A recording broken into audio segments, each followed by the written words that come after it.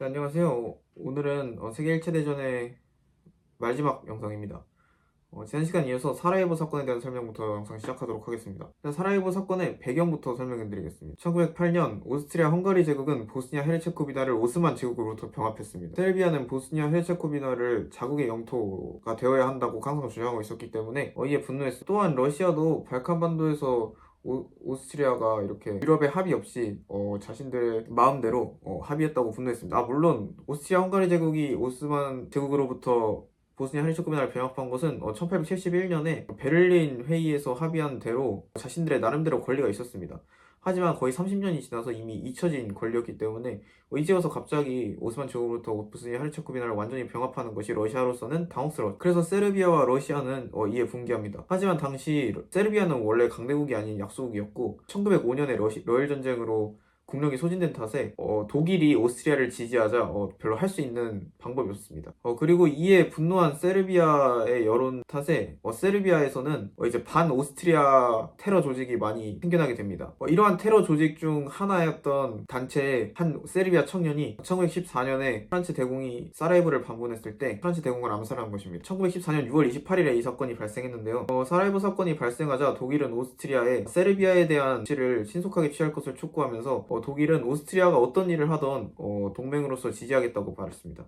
사실상 전면전을 벌이더라도 같이 참전하겠다고 약속한 것이나 다름없었죠. 하지만 오스트리아는 약 한 달간 결정을 내리지 않으면서 유럽에서 이 프란츠 대공의 암살에 대한 분노가 사그라질 시간을 줘버리고 합니다. 특히 러시아에서도 프란츠 대공에 대한 암살 여론이 처음에는 조금 분노가 있었지만 이 분노보다 슬라브 민족주의적 감정이 더 우세해지면서 오스트리아에게 여론전이 불리해졌죠. 3일 암살 후 한 달여 뒤인 7월 23일 사라예보 사건이 있었던 6월 28일로부터 약 한 달이 지난 7월 23일 오스트리아 헝가리 제국은 세르비아가 받아들이기 어려울 것 같은 조건들을 보내고 48시간 안에 이를 수락하지 않으면 전쟁을 하겠다고 최후 통첩을 합니다. 예상외로 세르비아는 오스트리아의 조건을 한 가지를 제외하고 수락했습니다. 그러나 7월 28일 오스트리아는 세르비아를 상대로 선전포고를 했죠. 하지만 오스트리아는 워낙 제국 체제가 구식이었던 탓에 동원이 8월 12일까지 완료되지 않아서 8월 12일까지는 군사행동을 할 수 없던 상태였습니다.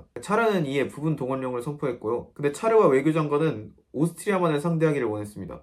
앞선 영상에서 말씀드렸듯이 러시아의 총참모장, 즉 러시아의 군사계획을 총괄하던 기관의 대표는 오스트리아와 독일을 동시에 상대하는 것이 오스트리아를 단독으로 상대하는 것보다 훨씬 낫다고 생각했습니다. 하지만 차르와 외교장관은 이러한 계획에 대해서 전혀 아는 바가 없었고 이를 듣자 경악했습니다. 독일은 러시아가 부분 동원령을 선포하자 동원령을 중단하라고 요구했습니다.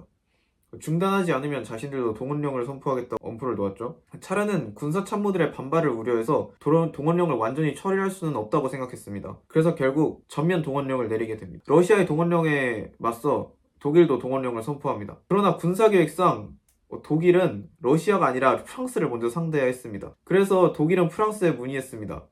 참전을 할 거냐 안 할 거냐. 그러나 프랑스는 프랑스의 국익에 맞게 전략을 펴겠다고 말했죠.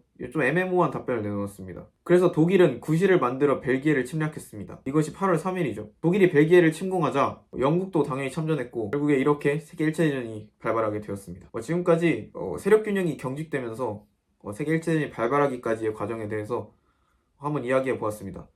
다음 시간부터는 국제 무대에 미국이 등장하는 이야기를 한번 해볼 건데요. 세계 1차 대전의 종전 협상에서 윌슨 대통령이 어떤 아젠다를 들고 나왔는지 한번 같이 이야기해 보도록 하겠습니다.